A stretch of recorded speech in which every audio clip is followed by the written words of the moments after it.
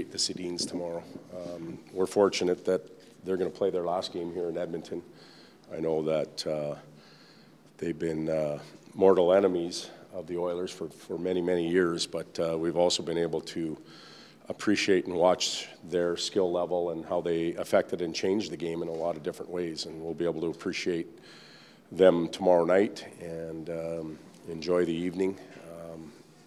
Last night in Vancouver, it was very fitting that the game ended the way it did. And there are a couple of tremendous individuals in the league, and the hockey world's been very lucky to have them.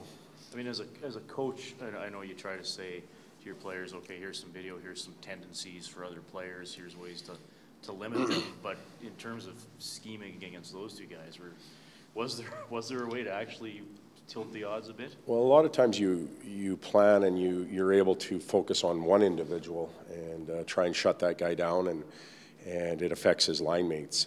In their case, it was always both of them, and they. We used to talk about them sharing a brain and how instinctive they were and read off each other. Perhaps two of the best passers ever on their backhands, the way they cycled, the way they protected the puck. And a lot of our preparation in San Jose, Detroit, and obviously here was always based around what they could do, especially in the offensive zone. But very gifted, very smart, very intelligent, and very good. The slap pass, now lots of teams work that play, but they were the best at it. We actually call it the Sedin tip. When you have something that's named after you, and I'm sure that there's 30 other coaches in the league that probably refer to it that way. When there's a certain part of the game that's named after you, you've done something pretty darn unique. And they created that, and it affected and changed power plays for a long time, and it forced staffs and players and units to figure out how to kill it. And it still isn't solved. It's still pretty effective. So how does one stop their cycle? Well, keep it out of your end if you can. There is no complete stopping or stalling. They, like I said, they protect pucks so well. They're so good on their backhands, and they always have release points. They know when one's in trouble, another one's going somewhere, and they release the puck to that, and your problems start all over again with the other twin.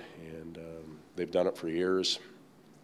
Many a good team, coach, and players have tried to solve it, but it's tough. Not fast, but in today's game, Well, it depends how you define fast. I don't know that they're going to win a race against Connor, but they're going to think, their hands, their ability to read and react.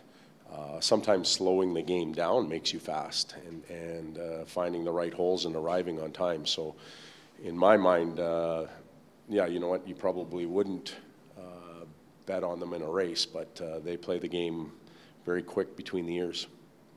What's tomorrow? Any lineup changes? The same guys? Or tomorrow, well, we'll see. We've got some guys that are banged up a little bit, and we'll make some decisions. I was happy with the way the group played yesterday, and we'll know that tomorrow. It's a good question for tomorrow.